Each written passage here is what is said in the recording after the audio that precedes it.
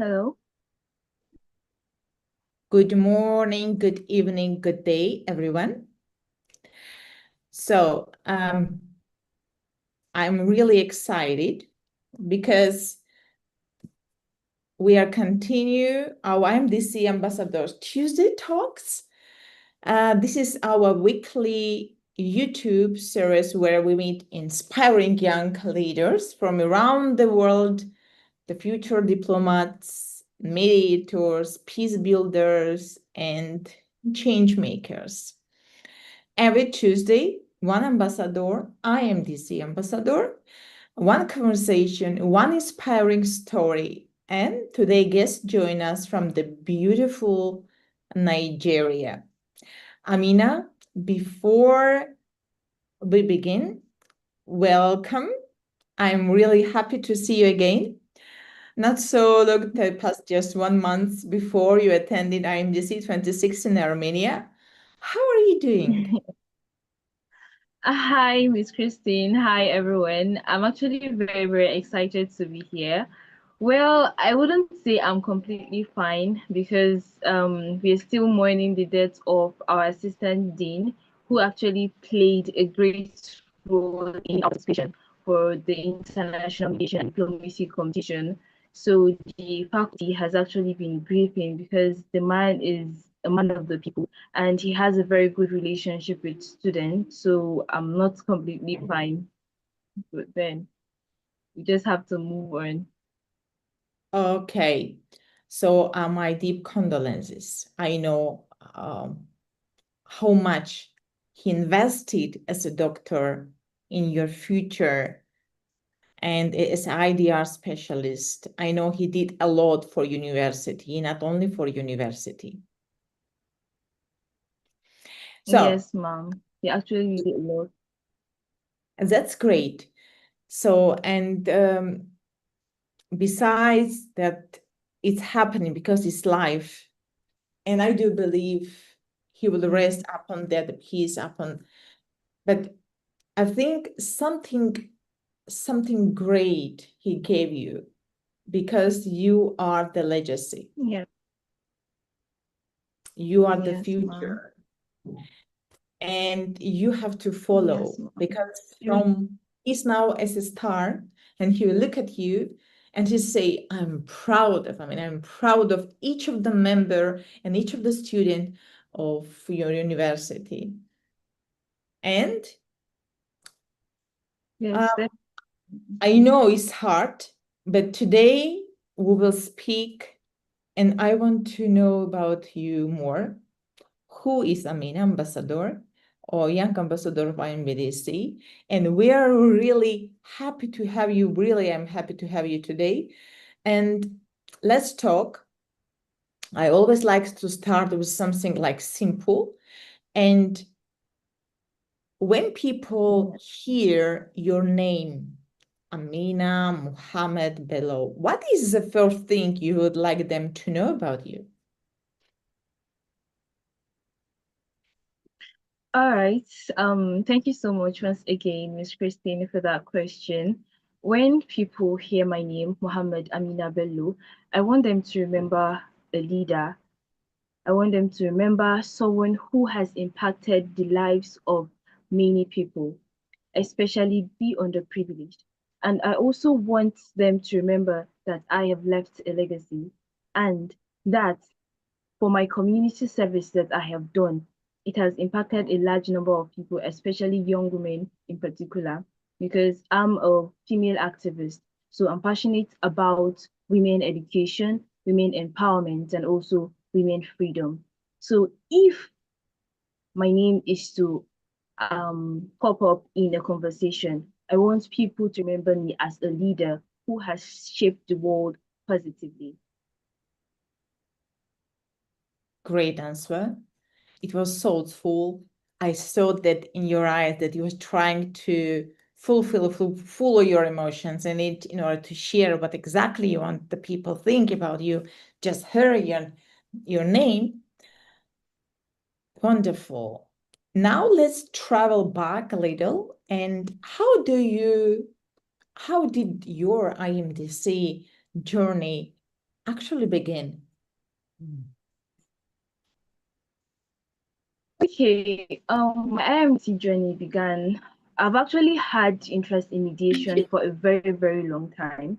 When I there was this ADR simulation, that's mediation simulation, in which opportunity to perform, to partake in, and during the mediation session, I was opportune to be mediator.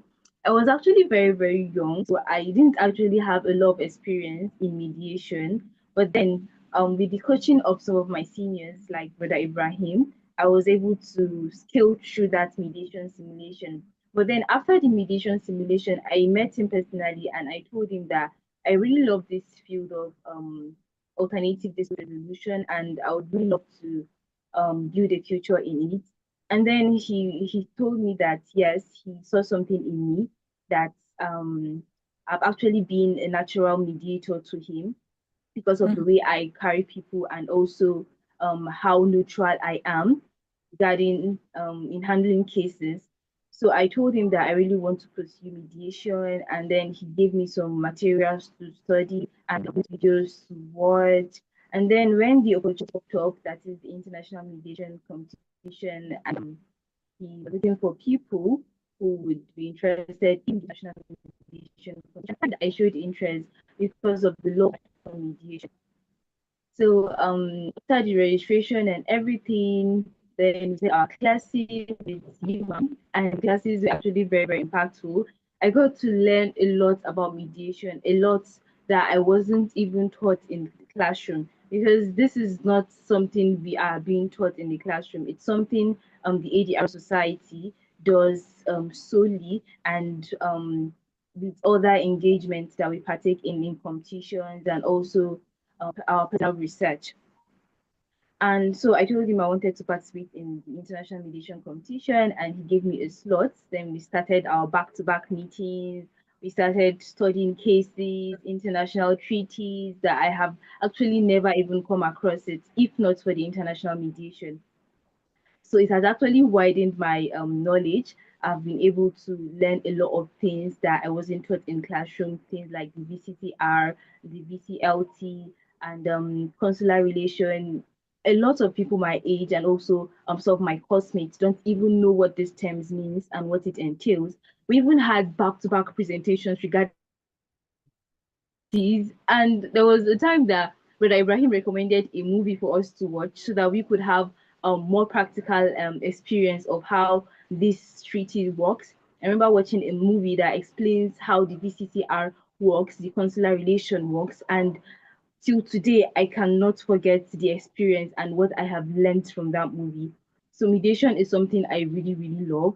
And as a natural mediator, just like Brother Ibrahim would say, it's something I enjoy doing because I enjoy listening to people and also trying to, you know, find a bridge between the two parties so that they can agree at a mutually beneficial agreement between themselves. Because as a mediator, your work is just to facilitate the process. You're not to decisions to the party are left to arrive at a mutually beneficial agreement for themselves. So I really love mediation.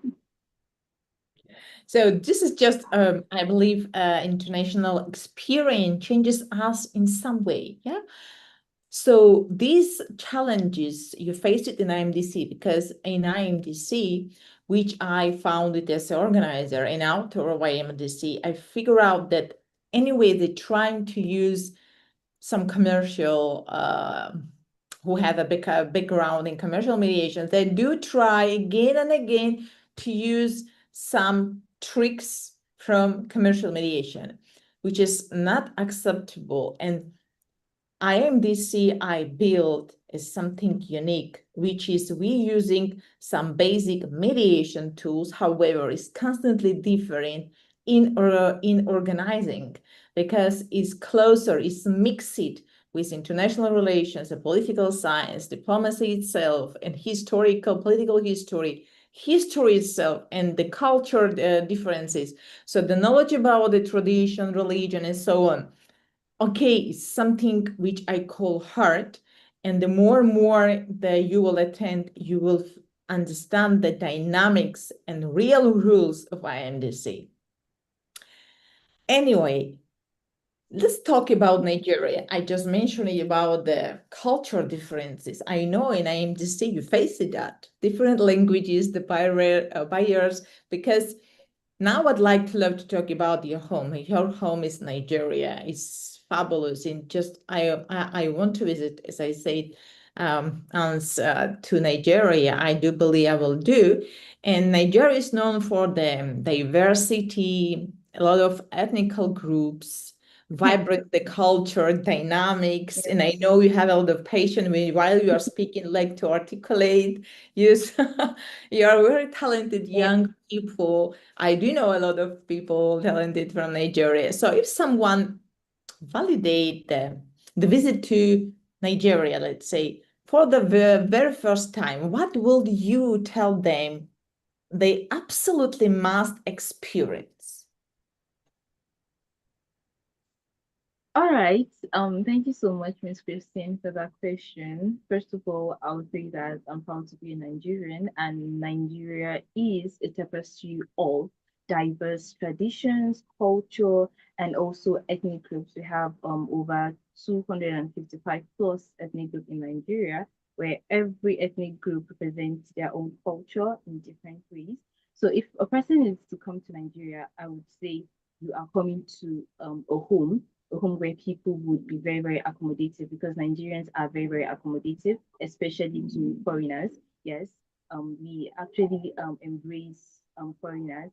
And then when a foreigner comes to Nigeria, there's a way we accommodate that person. We show the person our best culture. We show the person our food because I had a visit where a friend of mine from Canada, she came to Nigeria, and then she actually stayed over at my place.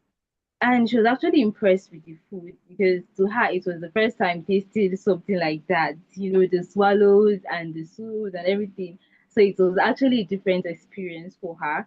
And then also our languages, the way we dress, yes, and respect. Nigerians are very, very respectful, especially to their elders. There are different traditions, and they also have different ways of paying respect. Like Yoruba tradition now, if they want to greet an elder, they have to lay flat on the floor to greet an elder. That is a sign of respect.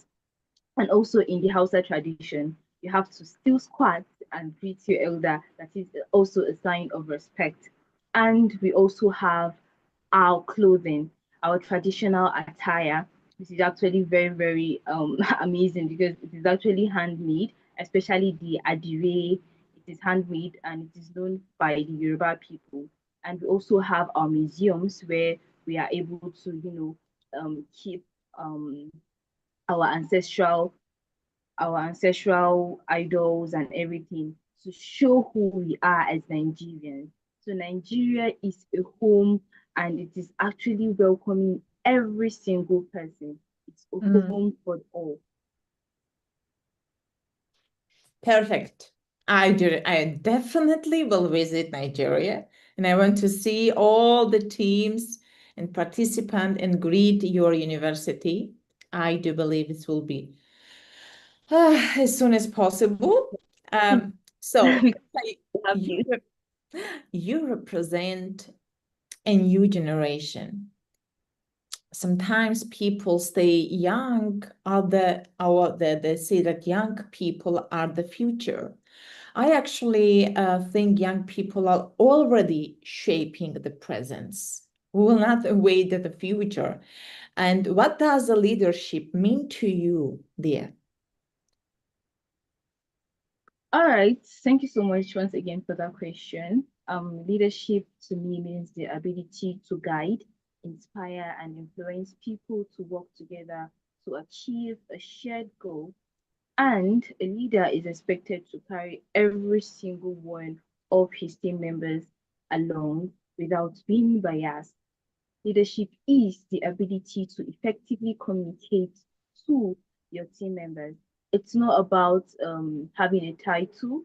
It's about carrying everyone along. Let's nobody feel left out. And to me also, I feel like when you are a leader, you shouldn't there are some words you shouldn't use for your team members, some hurtful words, because people have different way of channeling their emotions. People have different way of taking things. So you have to be very, very careful. It's not always easy working with people. That is why as a leader, you should be very, very calm. You should be humble. You should have integrity. You should be responsible and also accountable for all your actions because your team members are actually looking up to you. So any mistake you make fall backs on your team members. And then as a leader also, you shouldn't blame or your members when something goes wrong. Instead, you should find a solution. You should try to know the reason for that setback. And a setback shouldn't make you feel as if you're failed, you haven't achieved your goal. Instead, it should be a stepping stone for you to do better. So basically, a leader should be able to carry everyone along, should have a legacy that people look up to. Just like my assistant, the assistant deputy dean of my school who passed away, he was truly a leader who people looked up to, a leader who people can rely on, a leader who was there for his people, a leader who was willing to accommodate people at any time, a leader who is willing to hear your problems and try to resolve it. He was a leader for the people. He was always there for students, especially. Students have deep connections with him. And also, let's talk about Brother Ibrahim leading us in this team. He was actually a very, very great leader because at times there were times I felt like, nah, I don't think I can continue this pressure anymore because we had meetings almost every single day, back to back. We had a lot of things to cover up. And then he was actually very, very patient with us. There are times we disagreed, but then the way he was able to handle everything with maturity, sincerity, and was able to take up responsibility, that showed he was truly a leader. And the way he was also able to, hear different perspective from everyone and then still able to reach a goal. He was like, we are going there to win. We are not going there to participate. Yes. So, but Ibrahim is actually a very, very good student leader in terms of leading people, and I really admire that about him. So, yes. So this is a really great answer for me. And I will just include one thing, which is really crucial in the leadership. You have to earn a trust. Yes. As a leader, Definitely. you have to definitely, yes, earn the trust. Because as for me it's important when I trust my team and the team trusting me, because we are in the, where is a peace, there is a war. All the time we are in the one step back, one step forward of something. That time I have to be sure that I can trust, because we can speak a lot. And a lot of leaders are speaking a lot because this is just in the air. They're sharing their abilities just on the paper. But how the leader can earn the trust? By acting, because action is speaking louder than any words and written dissertations. We can Yes, write a ma'am. lot, we can Absolutely. be a scientific leaders, we can be whatever we want to be, but when it is not coming in the force and not helping, when there's some speakers, I just a bit speak about them, send me a message, I want to become a speaker. And what I'm doing profiling. I use the profile. I'm not using how much articles this person have, or titles, or from general to, or doesn't matter. Yes. I want to see how much kindness he did, who helped, how much people this person helped, what he did in action. For me, it's important because we need experienced people who is doing without nothing, without showing off, and only to just in order to have it some likes, or somebody put in likes, or have 10,000 likes, or have 1,000,000, or you have only 2. Oh my God, I'm so sorry. This is society. This is a reality, and we are facing and we are dealing with this kind of society where we admit people by appearance and by show off rather than how much deeds, kind deeds they done in their timeline. This how leader have to show up. And I know you're a dreamer. You look like we all girls like to dream. Yes, it's like this. So if especially as girls, if we meet again, let's say in 10 years, and I do believe I will meet in some embassy, I will see that you became ambassador, representative. Let's say we meet again in 10 years, I do believe you will say, oh, I remember, this is Miss Christine, and I attended IMDC 1, 2, 3, 4 editions, doesn't matter. I remember, I do believe you will just invite me in. And where do you hope, let's say, do you hope life has taken you? I want to see your future as a dreamer. That's actually a very, very deep question. Where I want to be in the next 10 years. In the next 10 years, I want to have achieved almost all my dreams. Yes. So I'm currently in 300 level now. So I'm hoping to finish my undergraduate studies to go for law school.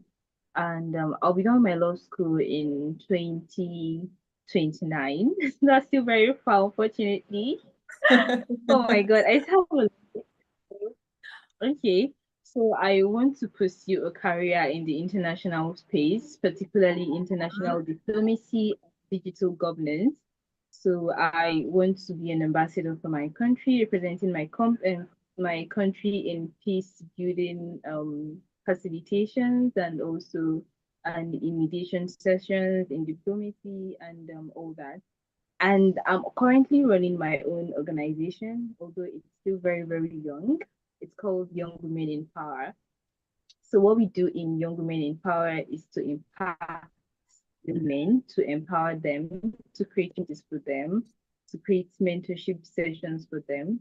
So in the next 10 years, I would like organization to be a leading platform for women empowerment in the whole world that young women in power exists. And it should just be a platform. It should be a platform that has impacted so many lives, thousands of lives.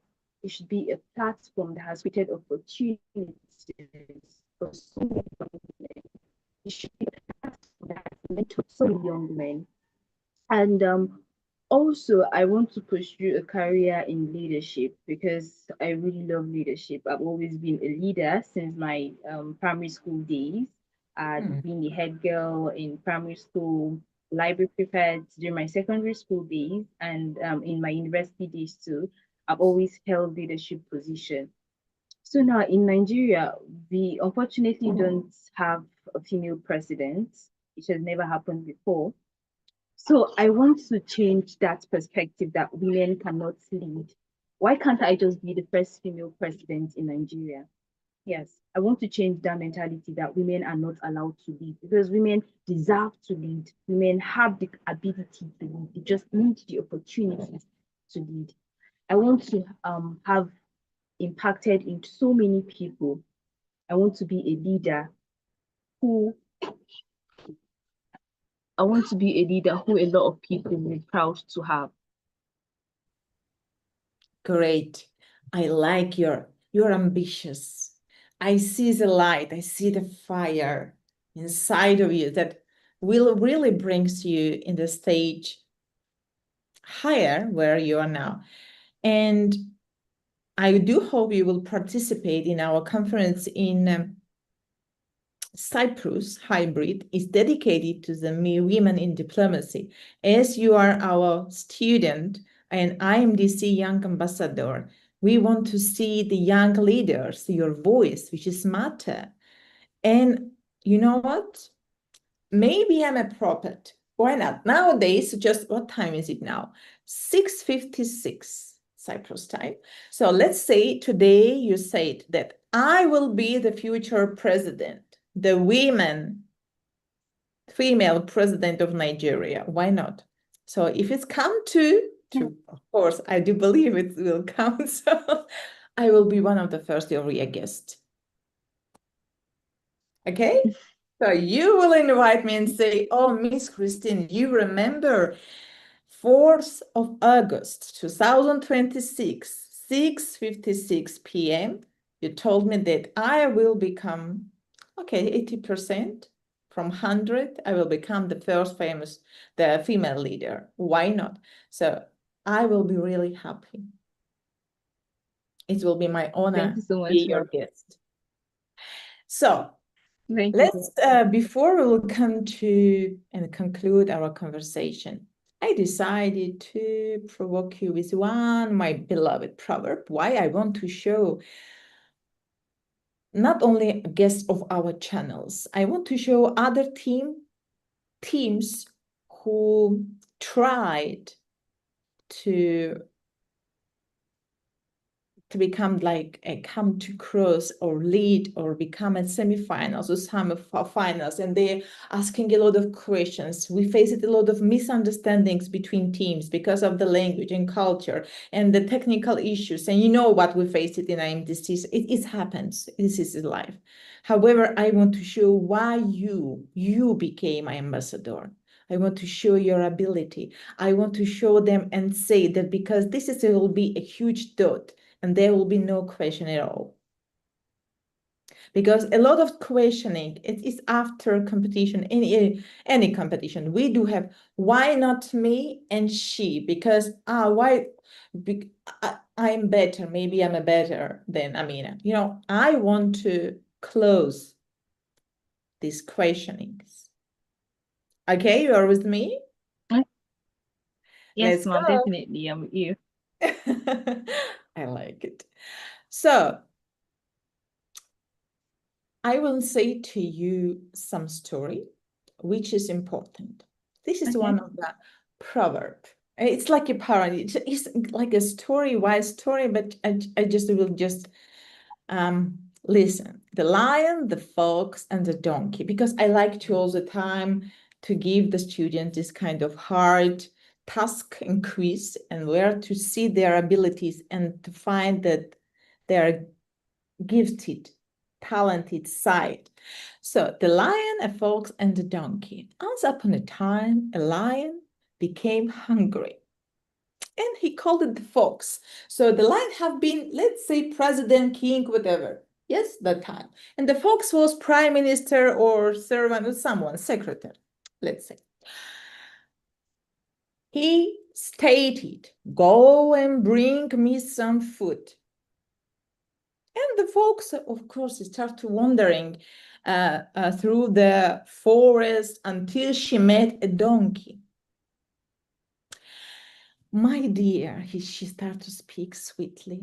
My dear, she says very sweet and warm, like all foxes like to do, and says, the lion has a wishes, and she opens, but she's not showing what is stated on the paper. And she says, the lion wishes to make you the king of the forest.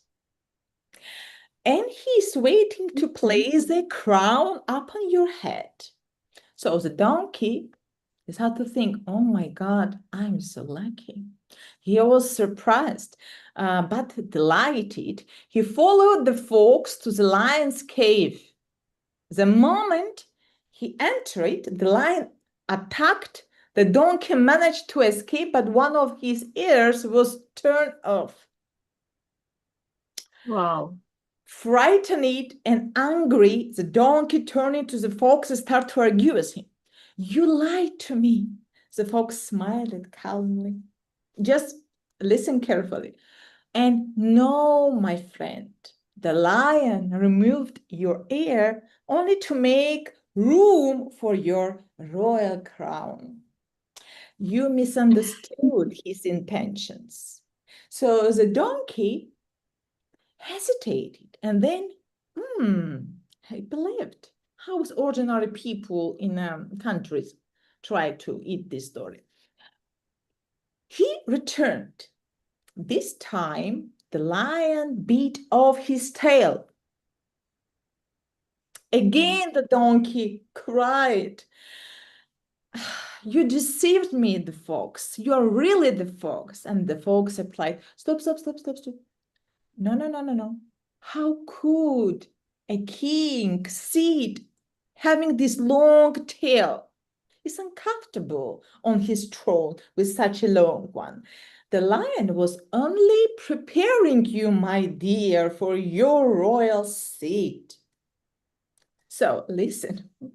Once again, the donkey admitted, believed her, and of course again returned it for the third time. This time it was his last time.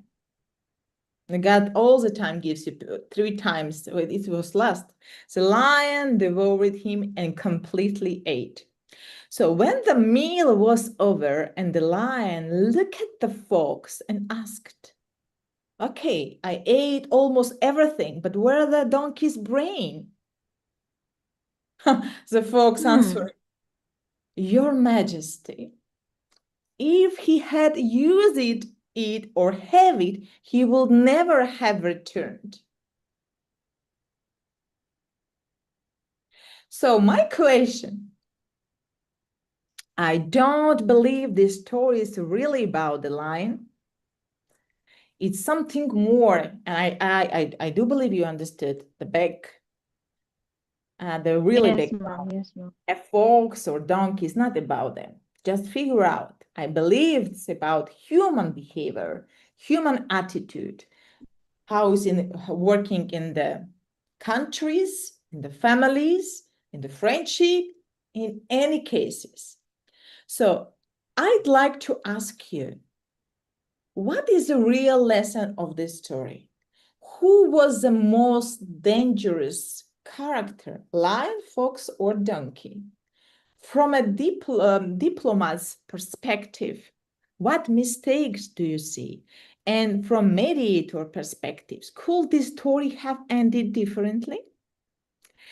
And the final question, have you ever seen situation in real life where people ignored obvious warning signals, red flag, whatever we call, in any relationship, especially when you have in the leaders, the teams, and the families, in the government, the sign because they wanted to believe a comforting story. I want to listen, and our audience will listen it. All right. That's actually a very, very nice story. So it's actually very, very deep and unfortunate for the donkey who was used as a prey, just because he believed the folk story, that the lion is trying to put a crown on his head and all that. So the fox is actually trying to be deceptive.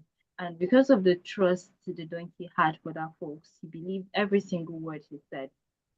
Just like we humans, let's say two friends, and no matter what, they are best friends, no matter what your friend tells you, you actually believe. Even if your friend tells you to go and put your hands into the fire, and saying that the fire is going to be beneficial to you, because of that trust you have for that friend, you definitely put your hands into the fire. That was exactly what the donkey did.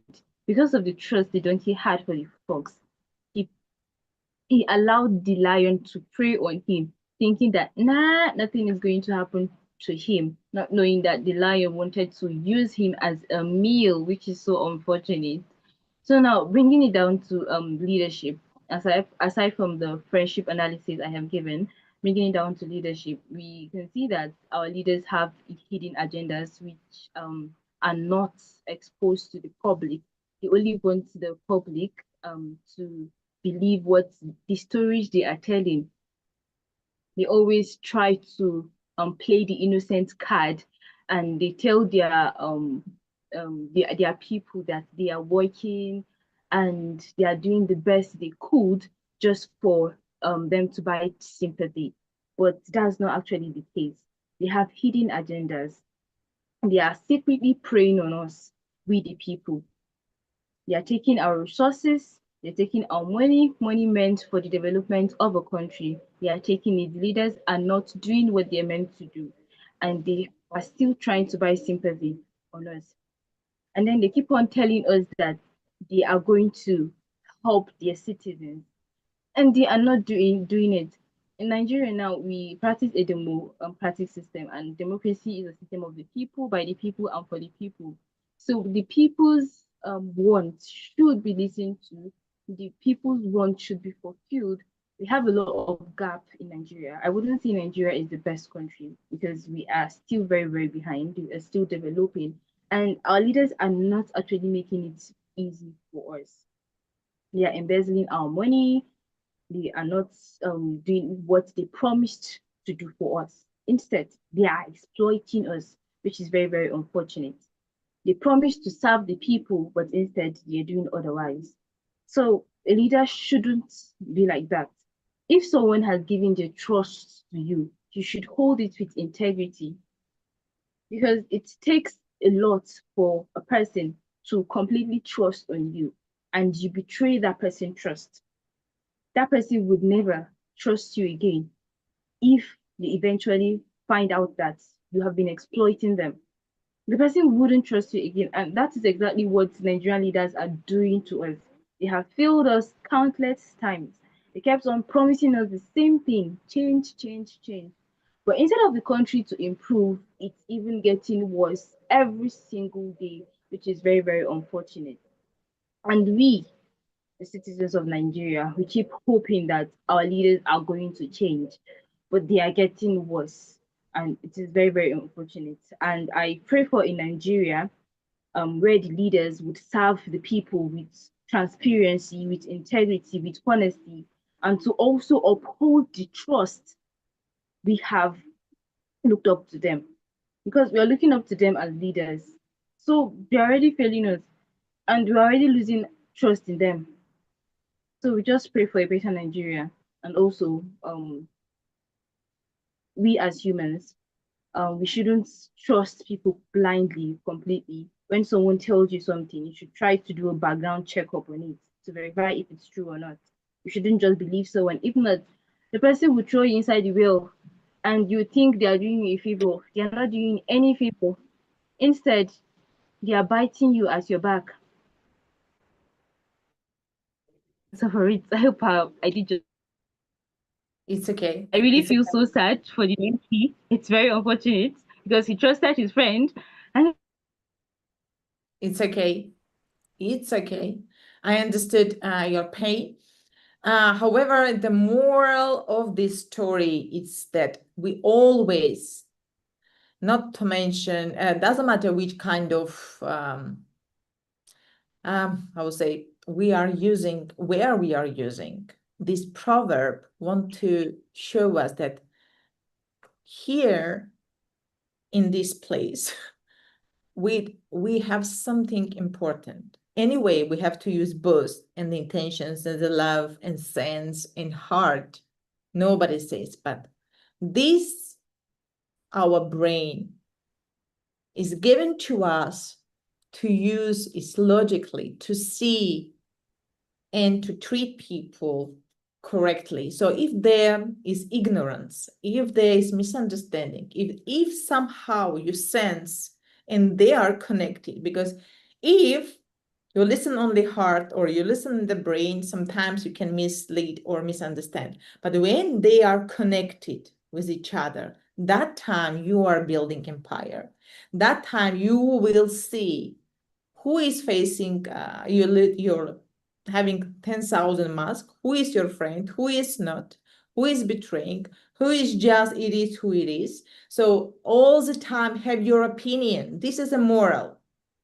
Doesn't matter what they are offering you, the best opportunity job or the best, doesn't matter what, where you're studying.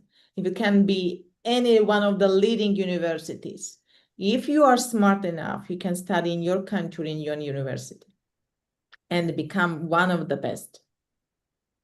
Because it's you. You are unique. but always use your brain. Yes. In any situation. People appear very, very deceptive. Exactly. Which one? This I want to show that IMDC ambassadors, they are not using only brain or the heart. We are all human beings. We do mistakes, but we have to admit them because we are adults. And you are acting as adult, young one, but you are acting more mature rather than someone in 40s and 50s and 60s, because I have experience. I communicated with them, but someone is stuck in their childhood. But someone in your age, they are more mature, they understand, they have connected the heart and brain, and have logical understanding of what's going on, and they admit if they are doing mistakes, they admit it and say sorry, because in order to say sorry, you're not becoming small or big, you are becoming mature and you are becoming correct person. Yes, This is how makes us unique. And forgiveness, and ability to love, to ability to share, ability to show yourself as a human being. And this what makes our IMDC Young Ambassadors unique and different. And I like it. yes, ma'am. So my like final message maybe, imagine the million of young people are watching you right now from Nigeria, from other or all of Africa, or anyway, the million, maybe billion. You have 1 minute. Now, what would you like to tell them? All right. So I would like to say for young people like me, don't underestimate the power of your voice and the validity of your aspiration. Seek visibility. Try to be visible in everything you do. Seek for opportunities because opportunities won't come to you if you don't look for them. And also try to participate in a lot of things that would help you grow because the world is moving. If you don't move with it, it will move without you. And also, I I would advise young people like me to network, try as much as possible to have a lot of network that would help you positively. Yes. And finally, I would like to tell young people that you should be audacious.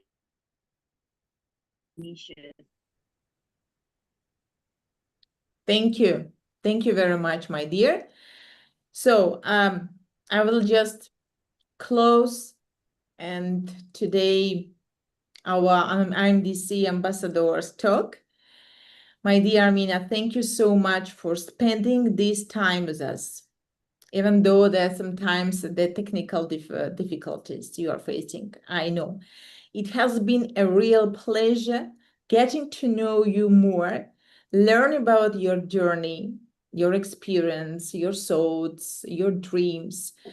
And we wish you every success and look forward to seeing you continue contributing as an IMDC Young Ambassador. Thank you for representing Nigeria and for inspiring young people around the world. And thank you for joining us, our dear guests. Thank you so much, ma'am. It's a pleasure to be here. It's a real pleasure to be called an IMDC Young Ambassador. Thank you, my dear. You are so sweet. And I will I want to thank our guests and our teammates and our IMP members, and I don't know, a lot of people are watching now around the corner. And thank you for joining us. You like, or maybe it's not your format, even though that maybe it's not your format, but this is how we like to share. This is our podcast and another episode of IMDC Ambassadors Tuesday Talks. If you enjoyed today's conversation, don't forget to subscribe in order to listen us more or witness us on YouTube channel. Share this interview with and inspire more young leaders in order to be part of IMDC family. And leave your comments below if you like and you want to get in along with and have a contacts with our young ambassadors in Nigeria. If you are from Nigeria and other neighborhood countries in Africa, next Tuesday we will meet another inspiring MDC young ambassador with a new story. We don't know from which country, a new perspective, and new journey. Until next Tuesday, keep believing in dialogue. I remember this parable, what I sharing with you about the fox, lion, and donkey. Always use your brain. Keep building bridges and keep inspiring the world. See you soon. Bye. Bye.